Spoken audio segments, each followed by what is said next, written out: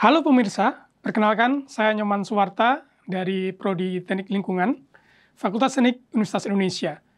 Pada kesempatan ini, saya akan berbagi terkait rekayasa kualitas air, terutama penelitian yang terkait di bidang lingkungan, di mana menjadi fokus utama dari kegiatan kami di Prodi Teknik Lingkungan.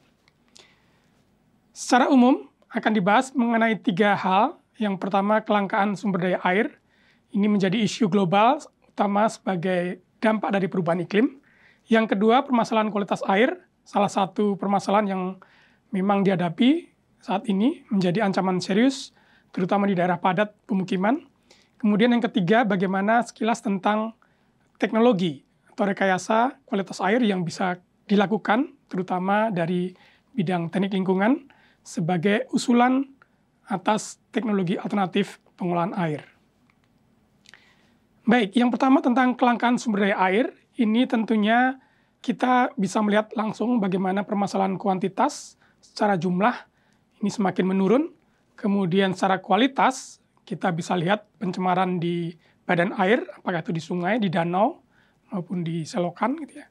Kemudian secara kontinuitas, jadi ini menjadi problem juga bagaimana ketersediaan secara kualitas maupun kuantitas ini bisa sustain atau berkelanjutan ya, bisa yang kemudian diakses oleh seluruh masyarakat maupun pengguna air. Nah, dari keempat permasalahan ini tentunya perlu pengelolaan sumber daya air yang berkelanjutan supaya memastikan aksesibilitas, kontinuitas maupun kualitas dari air ini bisa terpelihara. Nah, dari keempat hal ini tentunya kualitas air merupakan isu penting ya, paling krusial untuk bisa ditangani dalam rangka pemenuhan air baku maupun air minum masyarakat. Nah, selanjutnya permasalahan kualitas air, kita fokus pada hal kualitas air tadi ya, dari keempat permasalahan yang ada. Kita lihat secara umum pencemaran air tanah, air sungai sudah terjadi. Jadi kalau menurut data WWF 2019, pencemaran air tanah mencapai 25%, ya, menunjukkan kualitas air tanah tercemar. Sedangkan di sungai ini menurut BPS 2020, ada 46% sungai tercemar berat. Ya. Mungkin sekitar 70% tercemar. Ya. Jadi ini ancaman cukup serius untuk ketersediaan air tentunya secara kualitas. Nah, sedangkan sumbernya kita bisa lihat yang terbesar memang dari limbah domestik, ya, rumah tangga terutama, baik limbah padat maupun cairnya. Jadi menurut DLH DKI 2019, ini ada sekitar 73% ya, limbah domestik mengkontribusi terhadap pencemaran sungai. Sedangkan sisi lain limbah industri ini juga berkontribusi sekitar 10%, data dari DLH DKI 2019. Ya, tentunya sisanya adalah limbah dari perdagangan, kemudian juga mungkin pertanian maupun juga persampahan ya. Jadi ada dari limbah sampah gitu ya yang kemudian mengalir ke sungai seperti lindi ya, cairan lindi yang bisa masuk ke sungai sebagai bahan pencemar. Nah, dari hal ini ada 3 standar baku ya yang biasa dipakai untuk melihat sejauh mana kemudian pencemaran ini bisa dikelola ya, sejauh mana sudah melewati ambang batas gitu ya. Yang pertama untuk air minum ini ada SNI 013553 2006 dan juga PP nomor 122 tahun 2015. Sedangkan untuk kebutuhan air bersih ya, ini baku mutunya ada di Permenkes nomor 32 tahun 2017. Sedangkan untuk pengelolaan air limbah ini ada di Permen Lingkungan Hidup dan Kehutanan nomor 16 tahun 2019. Jadi ini yang kita bisa pakai nanti sebagai pengelolaan sumber daya airnya, apakah kemudian sudah memenuhi baku mutu atau tidak. Nah, kemudian kita lihat bagaimana rekayasa kualitas air yang bisa dilakukan ya. Jadi kalau secara latar belakang tadi bahwa limbah dari industri maupun pertanian ya, ditambah dengan limbah domestik akan menjadikan kontributor terbesar dalam permasalahan kualitas air. Sehingga diperlukan sistem pengolahan air terbaik gitu ya. Nah, kalau kita lihat ada 3 metode atau pendekatan ya, teknologi yang biasa dipakai untuk pengolahan air. Yang pertama secara fisik, ini ada sedimentasi, ada absorpsi, ada filtrasi, koagulasi, flotasi gitu ya. Kemudian yang biasa kita dengar juga reverse osmosis, selain aerasi dan insinerasi. Sedangkan di pendekatan kimia, ini lebih ke arah oksidasi, presipitasi, ada koagulasi juga, flokulasi, tentunya dengan menambahkan bahan-bahan kimia. Kemudian ada elektrolisis, neutralisasi, ion exchange, disinfeksi, dan katalisis. Sedangkan secara biologi, ini tentunya lebih menggunakan pendekatan biologis ya, menggunakan mikroba-mikroba, mikroorganisme yang bisa dipakai untuk mendegradasi polutan ya. Jadi contohnya microbial biodegradation, bioflocculation process, anaerobic digester, kemudian stabilisasi, ada rotating biological contactors. Tentunya ini tergantung nanti pemilihan dari seberapa besar skala atau level yang akan ditangani ya, pemilihan teknologinya.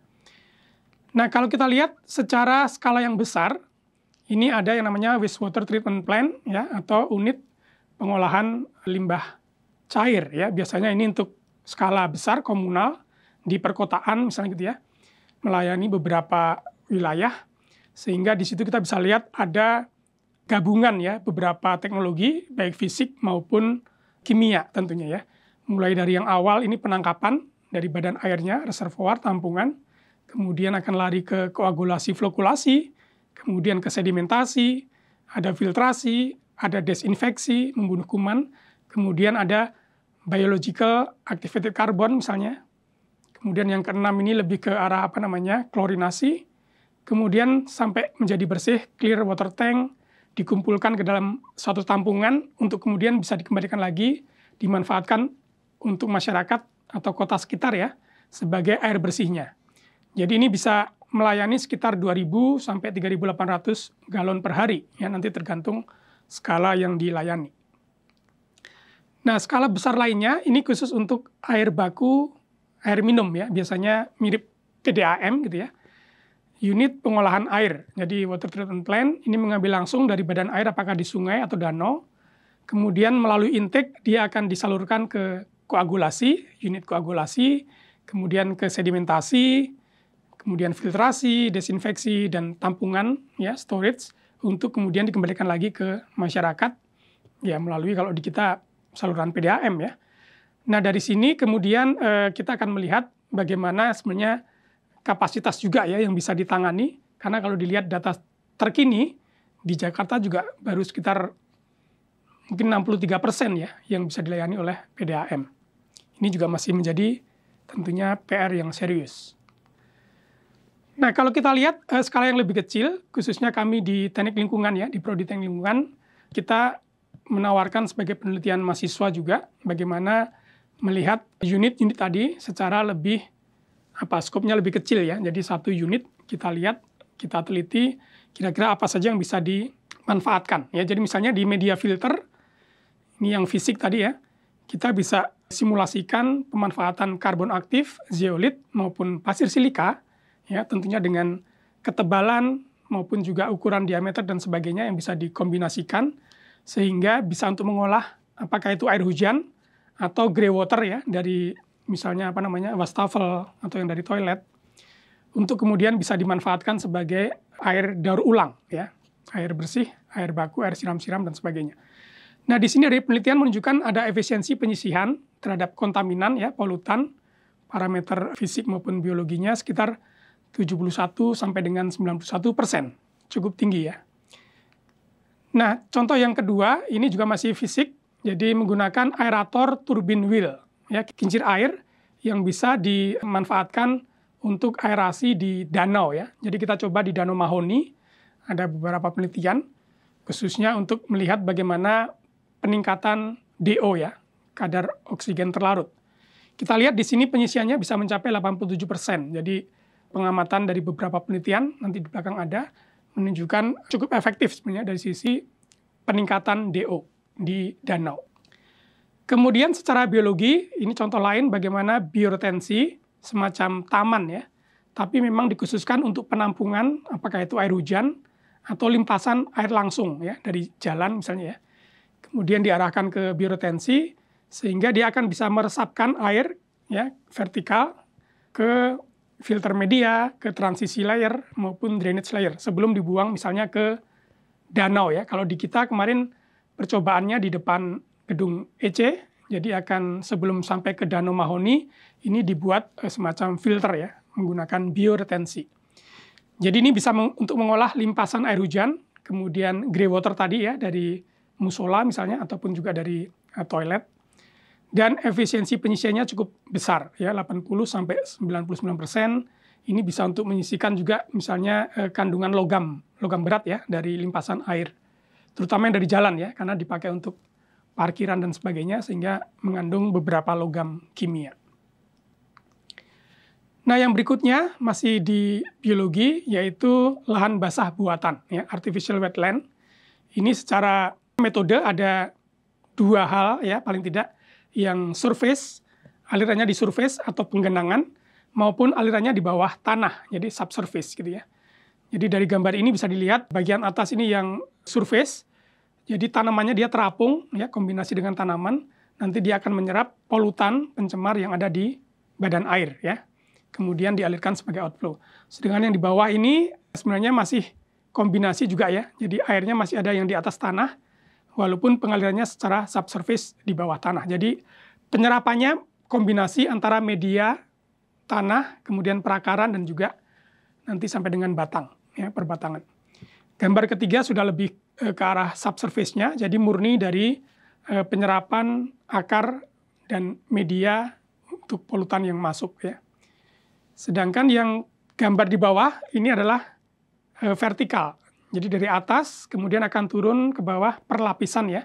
Ada lapisan pasir, ada batuan dan drainage, sehingga bisa dialirkan ke badan air, apakah itu danau maupun sungai, di mana penyisiannya mencapai 80–90%. Jadi cukup efektif kombinasi antara tanaman dan media yang bisa dipakai untuk mengolah air limbah domestik, ya, rumahan maupun kantin ya, kalau di kami di teknik, kantin teknik.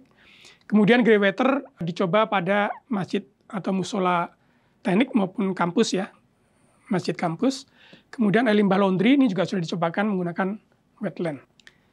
Nah, berikut adalah ringkasan dari beberapa penelitian yang sudah dilakukan ya. Jadi yang pertama tadi media filter sejak 2020 sampai dengan 2023 itu dengan kombinasi reaktornya ya. Medianya ada pasir silika, karbon aktif, zeolit, dan seterusnya. Efisiensi penyisiannya jelas terlihat tadi sudah diringkas sekitar 71–91%. Kemudian aerator turbine wheel juga demikian sejak 2020 sampai 2023. Bioretensi 2017 ini cukup lama sampai dengan 2023, dan artificial wetland yang paling awal ya 2012 sampai 2024. Jadi dengan penelitian ini tentunya kita ingin mengajak juga kepada mahasiswa dan kami sebagai peneliti di kampus, kita bisa mulai melakukan pengolahan air ya, mulai dari sekitar kita, apakah itu di danau ataukah juga di mata air maupun juga air tanah di dalam kampus gitu ya, dengan teknologi yang relatif sederhana mungkin ya, murah, kemudian efektif. Ini yang memang terus kami kembangkan. Nah, satu lagi, ini penelitian ke depan yang memang saat ini sedang banyak dipakai ya, cukup tren, yaitu aplikasi ekoenzim. Sebuah cairan fermentasi yang terbuat dari limbah bahan organik, baik itu buah maupun sayur ya. Jadi dengan campuran, satu bagian adalah gula, bisa gula merah tebu ya, atau molase, kemudian 3 bagian adalah limbah organiknya. Jadi kulit buah, sayur bekas ya, tapi yang belum busuk, kemudian ditambah 10 bagian air, dicampur, difermentasi selama 3 bulan. Nanti kemudian akan diperoleh hasilnya ya, setelah 3 bulan, berupa cairan ekoenzim yang bisa dipakai untuk beragam aplikasi, solusi ya, perawatan kulit, kemudian penghancur sumbatan, perawatan rambut, anti nyamuk, pupuk yang paling banyak, kemudian juga pembersih rumah untuk pel gitu ya, termasuk cuci baju, ada yang juga dipakai untuk sabun mandi dan sebagainya. Jadi ini cukup efektif. Penelitian terdahulu menyingkap lebih dari 70% ya. Jadi kalau ini dicampurkan dengan teknologi yang tadi, saya pikir menjadi solusi terbaik ya, yang bisa dipakai untuk mengolah air sungai, air danau maupun air limbah. Demikian mungkin yang bisa kami sampaikan kilas tentang perjalanan kami di Prodi Teknik Lingkungan. Terima kasih.